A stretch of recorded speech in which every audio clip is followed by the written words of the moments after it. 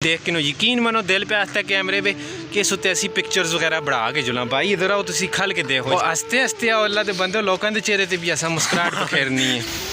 Double सूटे वाले भी भरा साडे ते तुसी देखो रोरो ताज जल्दी साडे लोग उस रस्ता दे के साइड होते अजल दिन उस पहले मौका दे दें तो अलहमदुलिल्लाह साडे लोग इतने वैल एजुकेटेड हैं ने लड़कियां भी वीडियोस बनाई ने व्लॉगिंग की है उन्होंने नाल यूट्यूबर्स उन्होंने दी व्लॉगिंग देखी है स्वाबी की ने पेशावर की ने जिथे एहसास तरीन इलाके मेरा बड़ा अफसोस होया थे इतने खूबसूरत इतने तरीकी शहर दो ये देखो फिर चढ़ के आ रहे सब्सक्राइब करियो ये भाई पुठेरा लांदा ने सब। तो आज हम आए हैं आपको जो है वो अपनी ये कांगड़ा कॉलोनी जहाँ के हम रहायशी हैं तो यहाँ पे हमारी जो ट्रेन की पटड़ी जाती है जो अंग्रेज़ों के दौर से बनी हुई है और पाकिस्तान में हर जगह पे ज़्यादातर ट्रेनें जहाँ से गुजरती हैं वो पटड़ियाँ उस वक्त की बनी हुई हैं कि जब अंग्रेज़ यहाँ पर हुकूमत कर रहे थे और हम ग़ुलामी की ज़िंदगी बसर कर रहे थे।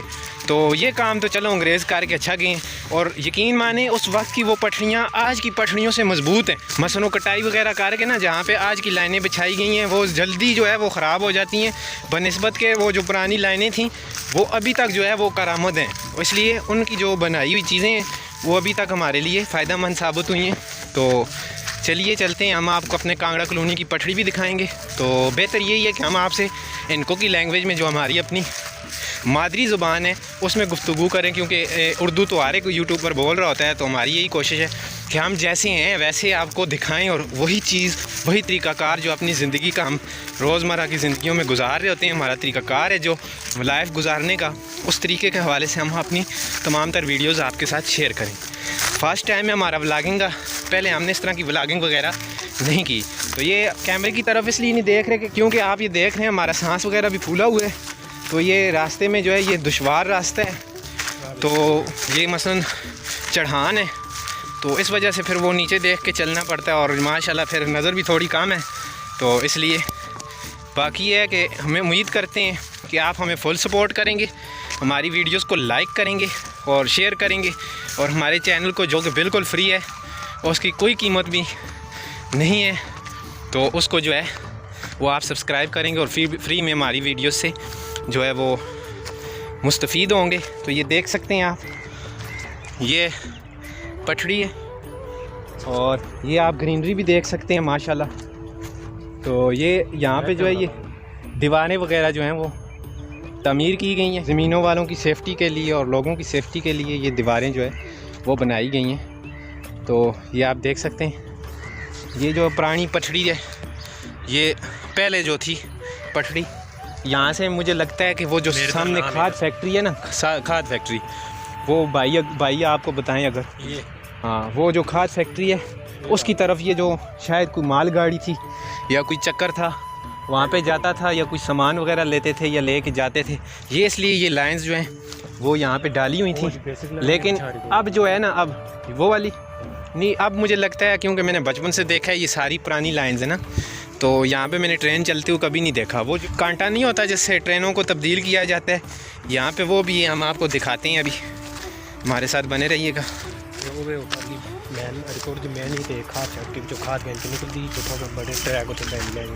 हाँ ये भाई ने अभी आपको इन्फॉर्मेशन दी है थोड़ी सी ये देखें यहाँ से ये ट्रैक जो है वो तब्दील होता है ये आप देख सकते हैं ये देखें।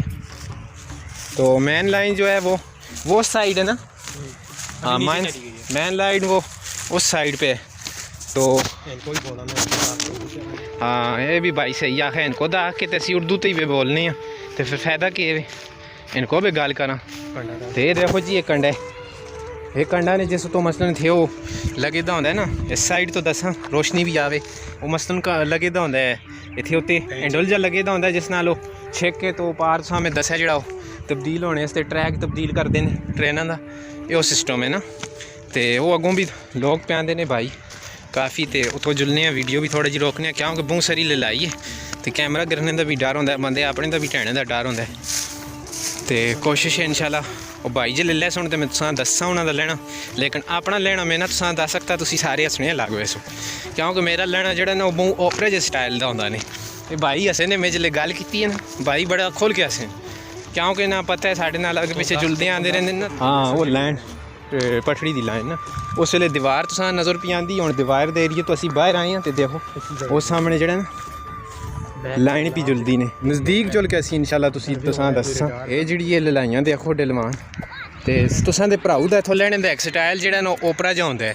तुसां दा भरा इत्थों लैंदे ओले ना बह बह के लैंदे। अपने लैने दा तरीकाकार तुसां में ना दस सकता। तो ये देखो छोटा जा बच्चा हुण वो तले खलता है। तो इत्थे पार थोड़े जे वो ताश खेडने वाले बंदे भी बैठे थे। तो इत्थों असीं वीडियो रोकसां पता नहीं लगता क्योंकि थोड़े जे डबल सूटे वाले भी भरा साढ़े होंदे ना। तो घरे कहन के बिच बह रहे थे अल्लाह खैर करे ध्याड़ियां बोटियां भन के घरें पे सुन। ये जी माशाल्लाह असीं थोन लियाओ लगे हैं। तुसां भाई दे लैने दा तरीकाकार दस्सां। तो यार ओह राह ते बड़ा अच्छा रास्ता है जिथों भाई ने रोका इत्थों नहीं लैना पैसे तो मरसे तो उल्टा पुठी साइड कहना है जिथों राह ज़्यादा मेरी बेइज्जती कर। तो चलो हुण भाई की बेइज्जती ना कर देना। लैने का तरीका दसने लियाओ जी। वो गए ने अला जी दे वाले वो देखो वो पहुँच गए ने।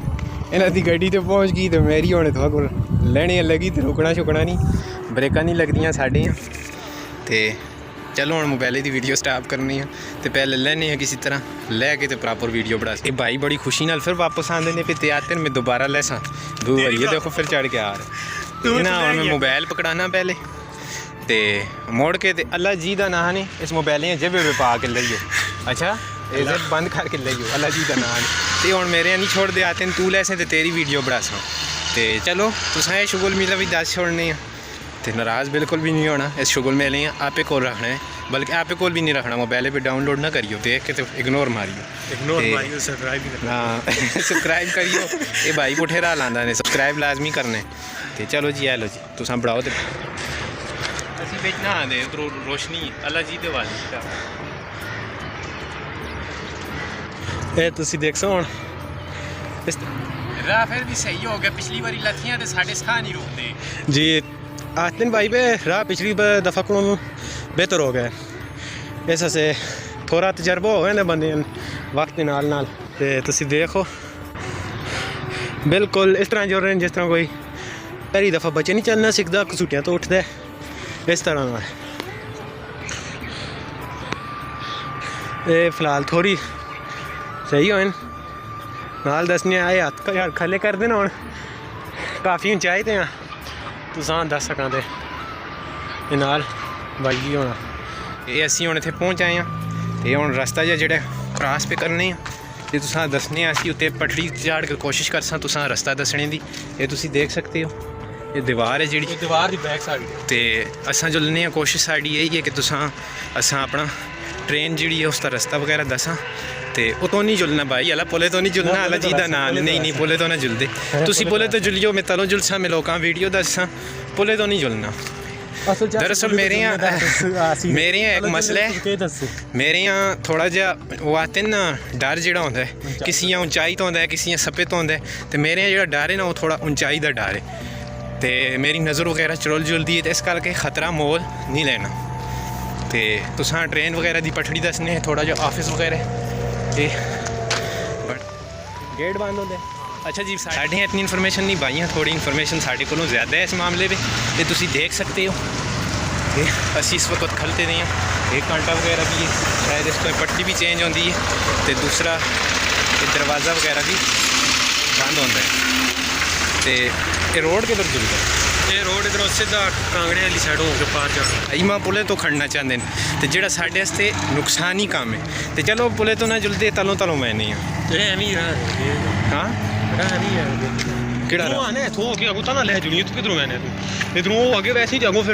चलो जी भाई दी हुण सुनने भाई दी भी थोड़ी जी मालूमात साढ़े कोल ज़्यादा है इस मामले में क्योंकि इत्थे इस पटड़ी कोल इन्हां दा स्कूल है। तो इत्थे रोज़ 24 घंटे तो खैर नहीं 6 घंटे हाँ 6 घंटे पढ़ने आते हैं। तो पढ़ने स्कूले भी आते हैं तो इन्फॉर्मेशन पटड़ी दी है अगों अंदाज़ा आप भी ला के नो।